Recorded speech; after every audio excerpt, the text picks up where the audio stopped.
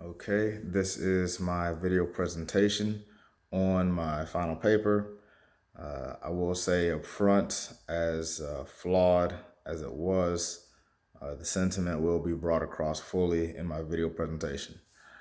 So the core message that I was trying to research or look up was uh, the foundations of leadership. So what makes a sound leader pretty much in any environment or organization or setup you could put them in.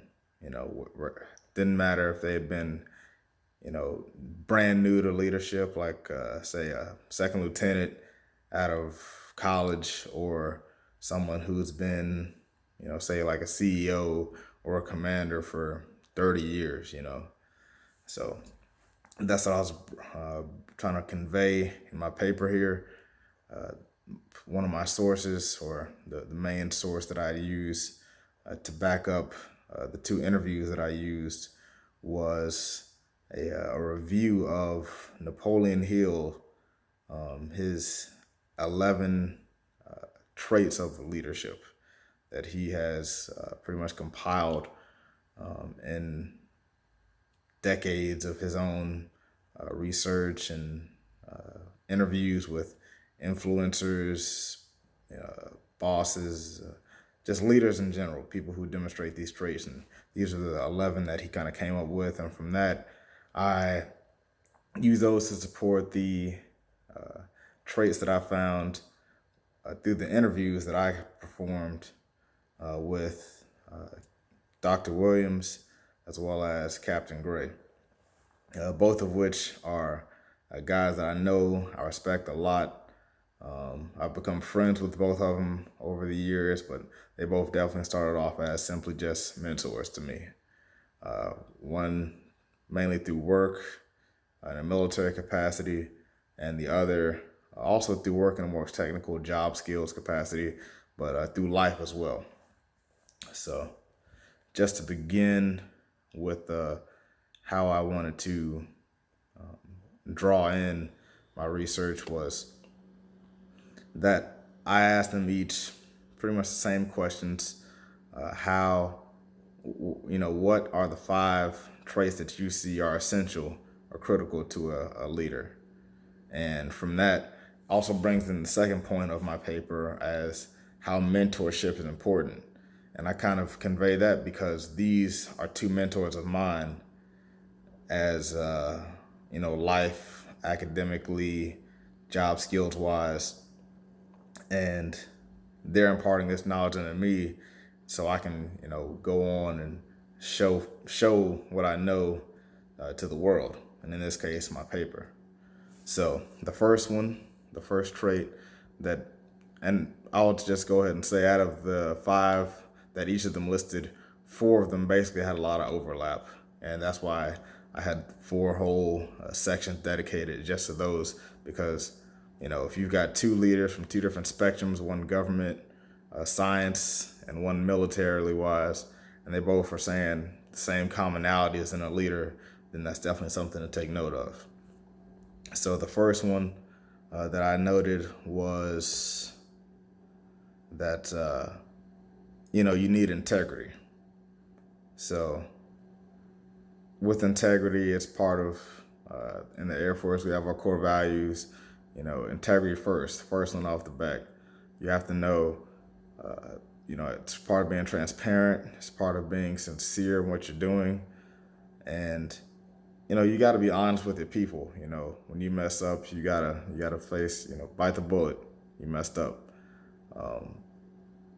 and integrity basically lays the groundwork for everything else. To quote Captain Gray, the leader sets the tone of the organization and should be able to be relied upon to do the right thing at all times. So if your leader's not a trustworthy person that has integrity, then, and that's being the face of your organization, then what standard are you really trying to set for your subordinates, your peers, and to the outside world, external to your organization? So that's why integrity is such a vital portion of being a good leader. Next, you have communication. Communication is huge in life, not just as a leader, as a person in general, if you can express an idea to someone, whether it be a teammate, your supervisor, your subordinates, in a relationship, any dynamic whatsoever in life, you need to be able to communicate. So that's why communication is so huge, because if you can't express, or if you can't talk to your team members, or your employees, or your students, or however dynamic you have set up, and convey your message, then they're not going to learn. They're not going to know. They're not going to have direction. Even if you have a vision, or guidance, if you don't know how to portray that guidance, then they're still in the dark. They're still clueless on that. So you have to be able to communicate properly and adequately, keeping it professional, And again, one of the ways, or one of the other questions that I kind of proposed to the two was, how do you get across barriers? And Captain Gray, he responded that, the best way for a leader to break barriers is communicating ideas and or feedback, So, to include them in the process. To include them in the process. So the part of communication is, showing and demonstrating what you want done, so that they have an idea, or, at least a direction where they should start, and to solicit feedback to your subordinates to know that their opinions are valued. So, it's people need to know that their efforts matter, and that all ties into communication. So get that feedback loop, as I've learned over the course of my short career so far. Third, a leader must be empathetic. This is something that at first I didn't really think much of. It's like, well, I've known some pretty hard-nosed leaders in my time, through sports, through the military, just in life in general, different job roles. But some of the best ones that resonated to me the most are the ones who, they were relatable. They had a feel for the unit. They had a feel for the team. And that feeling, that relatability actually allowed them to connect to the team, to the organization a lot better, because it didn't seem like they were on this high pedestal and everyone else was looking up at them all the time, because they would step down and, somebody was going through something, they'd constantly check up on people. Like, hey, how you doing? Everything all right? How's your family, kids, all that stuff, And that's part of being a good leader, it's having that connectiveness to your people.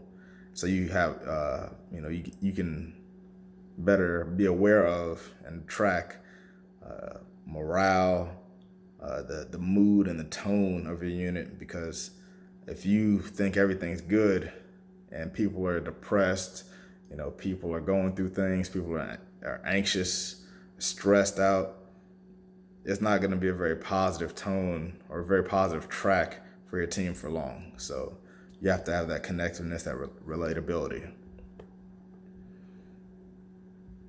And even Napoleon Hill kind of broke it down into two parts, was having a pleasing personality, and that this is needed to get respect of followers, whether these be customers, workers, shareholders, and is essential. And that sympathy and understanding, a successful leader must be in sympathy with his or her followers and understand their problems. So again, if you don't understand what's going on, then you're going to miss a lot. You're going to get a false perspective of the unit, and things can fall apart, before your eyes. On the fourth note, strategic thinking or vision. And this is a great one. I'll go ahead and, both of them had their own way of highlighting it or captivating it. Was that Captain Gray mentioned that any good leader must have the ability to think strategically and outside the box.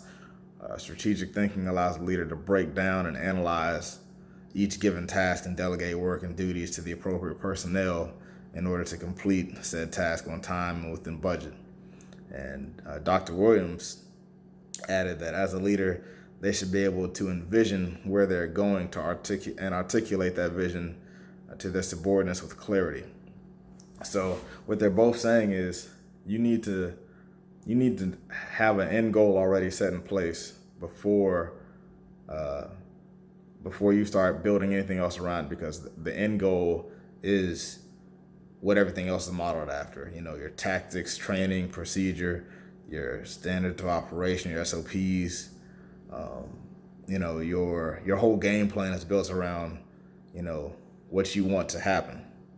So, if your goal is to decrease, or if your goal is to increase productivity in a certain sector by 30%, well, that's the goal. Now you need to build everything around to get the right personnel in place, the right expertise, your subject matter experts, get them together, the proper think tanks, the proper work groups, all that stuff needs to be built around the one goal of getting to 30% increased productivity. So you have to have vision. You have to envision, all these kind of go hand in hand.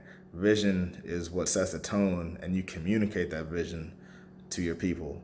And if you don't have integrity on your sincere thoughts of how to accomplish this vision, then where are you? And if you don't have relatability to the people, then that vision might get derailed or might shift because, your people are off. Things aren't going to go well. And lastly, it was kind of it wasn't one that was openly or specifically listed in the interviews or anything like that, but mainly came from a conglomeration of personal experience in life, as well as just conversations with multiple leaders / mentors that I've had, people, coaches, ministers at church, my dad, absolutely, Joe Shekinab, the pinnacle of leadership, personally to me, my granddad, both of them, long-term Army vets, a real hard-nosed, tough, go-get-it guys, but took care of their people. And the biggest part of their success, I think, was they were always willing to go the extra mile. And when I say that is they got in early, they stayed late, they put in the extra effort. If guys needed help, they weren't afraid to roll up their sleeves and jump in there and help get the job done. They weren't just some some pencil pusher, writing up rules or ordinances to guys just go forth and, get it done. They were actually in there with them to help get it done. So going that extra mile, pays dividends, if you just work a little bit harder. And one quote that my dad would say is, in order to get promoted, at least in the military, you just have to work a little bit harder than everybody else. And that, I think that's what a lot of key leaders do. They're great at delegating and everything like that, but any commander I've had is always one of the first people in the building and usually one of the last people to leave, no matter what time they came in, So you gotta be able to take charge of your own life, and part of that is doing what needs to get done. So not making excuses, being true to yourself, being true to your people, your organization, your vision, not being afraid to step out on faith. If you make a mistake, you acknowledge it, you let the team know, and you move on.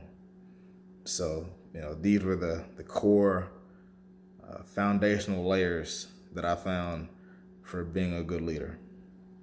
And that's it. Thank you.